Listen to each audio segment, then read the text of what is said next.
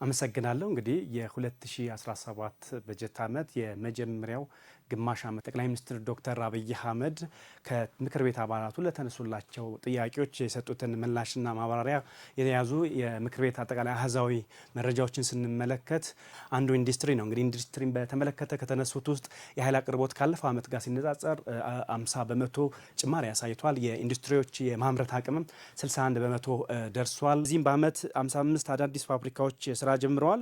በዘንድሮ ዓመት ኢንዱስትሪዎች የኃይል አቅርቦት ችግር ሙሉ በሙሉ መቅረፍ ተችሏል ብለዋል። እንግዲህ በሀገር ደረጃ ዘንድሮ 47 በመቶ ኢነርጂ ጨምረዋል። 120 አዳዲስ ፋብሪካዎች ደግሞ የስራ ፍቃድ ወስደዋል ማለት ነው። ጠቅላይ ሚኒስትር ዶክተር አብይ አህመድ ለምክር ቤቱ ምላሽና ማብራሪያ ከሰጡባቸው ርዕሰ ጉዳዮች አንዱ ደግሞ ከገቢ አንጻር ያለቹ ናቸው። ከገቢ አንጻር እንግዲህ ከውጭ ሀገራት ወደ ሀገር ውስጥ ከሚገባ ዶላር አንጻር ወይም ከሬሚተንሲ አንጻር 3.7 ቢሊዮን ዶላር በ8 ወራት ውስጥ ገቢ ተገኝቷል። ከ580 ቢሊዮን ብር በላይ ደግሞ አጠቃላይ በ8 ወራት ገቢ ተገኝቷል ማለት ነው። ከቡና ወጪ ንግድ አንጻር ደግሞ 1.2 ቢሊዮን ዶላር ገቢ ተገኝቷል ማለት ነው ባለፉት 8 ወራት ማለት ነው። ግብርናውን በተመለከተ በግብርና ምርት አነስተኛ አርሶ አደሮች የሰብል ሽፋን 20.5 ሚሊዮን ሄክታር ደርሷል። የመኸር ስንዴ ልማትም እንግዲህ 4.2 ሚሊዮን ሄክታር ደርሷል። የበጋ ስንዴ መስኖ ልማትም 3.7 ሚሊዮን ሄክታር ደርሷል ማለት ነው። እንግዲህም ከ300 ሚሊዮን ኩንታል ያላነሰ ምርት ይሰበሰባል ተብሎ እንደሚጠበቅ ጠቅላይ ሚኒስትር ዶክተር አብይ አህመድ ለምክር ቤቱ አባላት በሰጡት ማብራሪያ ገልጸዋል ማለት ነው።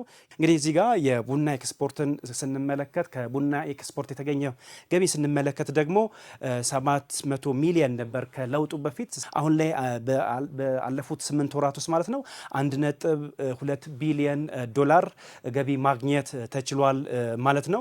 ሌላው እንግዲህ የምክር ቤቱ አሃዛዊ መረጃዎች የሚያሳዩት እንግዲህ የመንግስትን ድጎማ የተመለከቱ ናቸው። እነዚህ በተለይ በዝቅተኛ የኑሮ ደረጃ የሚገኙ ዜጎችን የዋጋ ንረቱ ጫና እንዳያደርስባቸው መንግስት የተለያዩ ድጎማዎችን አድርጓል።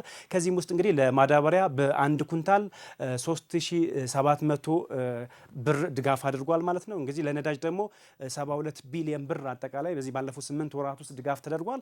በዚህ እንግዲህ በሌትር 28 ብር ድጎማ ተደርጓል ማለት ነው። የምክር ቤት ውሎ ቁጥራዊ ወይም ደግሞ አሃዛዊ መረጃዎች እነዚህን ይመስላሉ። አመሰግናለሁ።